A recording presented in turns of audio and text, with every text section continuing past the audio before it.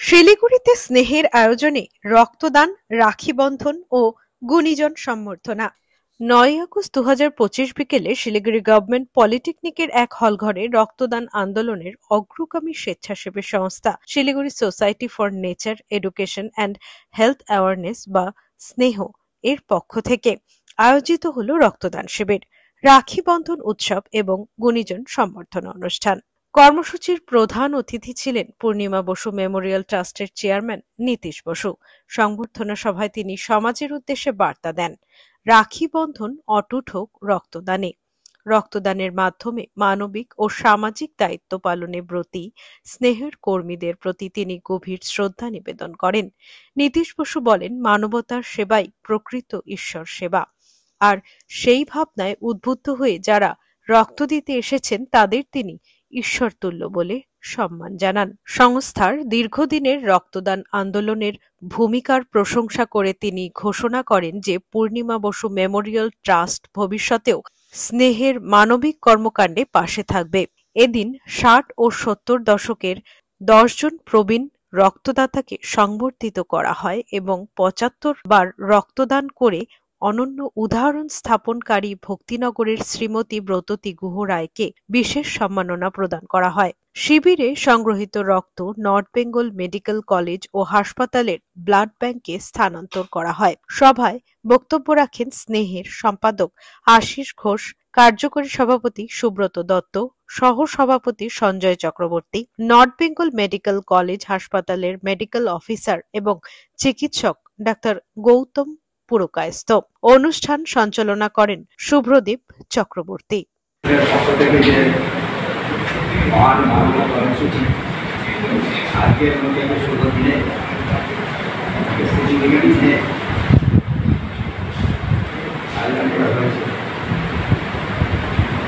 এবং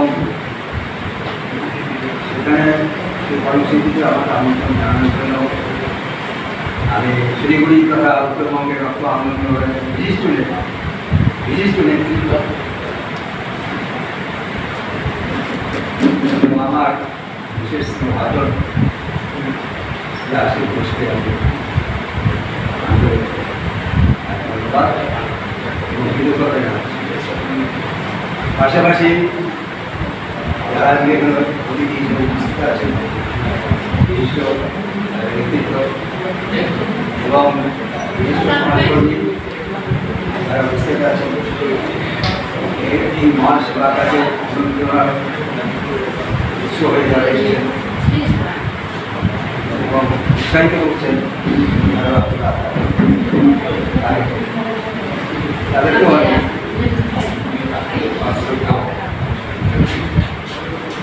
সর্বোপরি আজকের যারা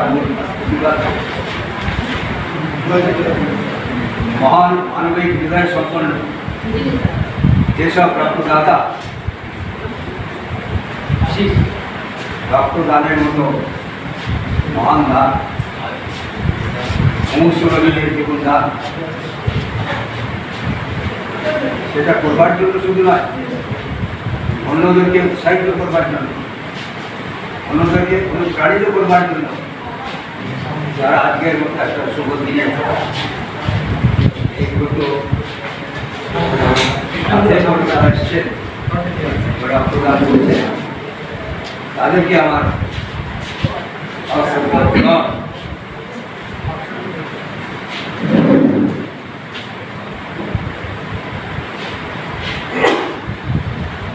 এই রক্তদান আন্দোলনকে যদি সম্প্রসারিত করতে হয়, সমাজের বিভিন্ন স্তরে যদি এটাকে পৌঁছে দিতে হয়, সেটা কিন্তু যুব সমাজের দ্বারাই সম্ভব। আমাদের মধ্যে যে বৃদ্ধ লোক ঘর থেকে বেরোতে পারে না, নানা রকম সমস্যা, তাদের দ্বারা সম্ভব না, যারা সবসময় বিভিন্ন কাজে মিস থাকে, সেখানে যুব সম্প্রদায় প্রয়োজন এবং তাদেরকে সেই ভূমিকা গ্রহণ করতে হবে এবং তাদেরকে সেই রক্তদান আন্দোলনকে আরও ছড়িয়ে দেওয়ার জন্য আমাদের বিভিন্ন স্তরে ছড়িয়ে দেওয়ার জন্য, তাদের উৎসাহিত করবার জন্য, তাদের অনুপ্রাণিত করবার জন্য যুব সমাজের কাছে আমি পূর্ণিমা বসু মেমোরিয়াল ট্রাস্টের পক্ষ থেকে আবেদন রাখছি।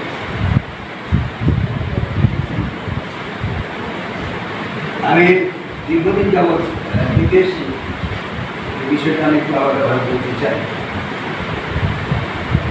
কর্ণধার আশিস ঘোষ তিনি সম্ভবত 2021 কি 22 সালে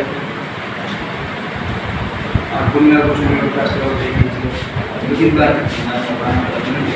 পরে আপনার ধরেন আমি একটু অসুস্থ দেখছি, আমার কাছেটা এবং 4টে ওষুধ আমাকে দেখে কিন্তু বুঝতে পারবো না। ডাক্তার বলছে দরজার বাইরে যাবে।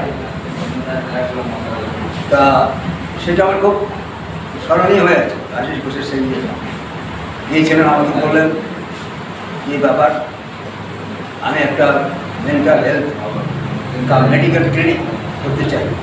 মানে উনি খবর পেয়েছিলেন যে আমি একটা প্রসেস করতে চাই, খবরটা উনি পেয়েছিলেন আমার কাছ থেকে, যার কাছ থেকে উনি গিয়েছিলেন। তখন উনি যে প্রজেক্টের বিষয়ে আমাকে বললেন, প্রথমে ল্যান্ডের কথা বললেন,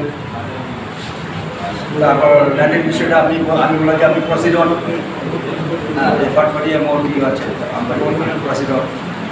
তারপরে আমি বললাম ল্যান্ডের পরে আপনার কী প্রোগ্রাম, তখন বললো যে এই প্রোগ্রাম ডাক্তার উত্তম মজুমদার সাইকিয়াট্রিস্ট সপ্তাহে 4 দিন যাবেন, আরেকজন MBBS ডক্টর সপ্তাহে 4 দিন যাবেন, এবং সেখানে সেই যে ক্লিনিক হবে সেখানে একজন নার্স পার্মানেন্ট থাকবে, একজন কুক থাকবে, একজন GDA থাকবে, একজন গার্ড থাকবে।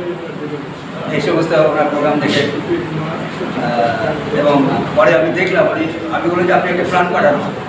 উনি প্ল্যানটা মানে স্কেচ ম্যাপারটা করে আমাকে পাঠিয়েছিলেন এবং সেটা সহ আর অন্যান্য সঙ্গে আমাকে উনি বলেছিলেন যে 60 থেকে 65 লাখ টাকা মতো এটা এই প্রজেক্টটা করতে হবে।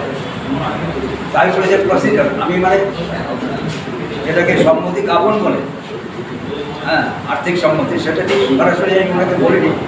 আমি বলেছি ঠিক আছে আপনি প্রসেস করুন, আমি আছি যে কোনো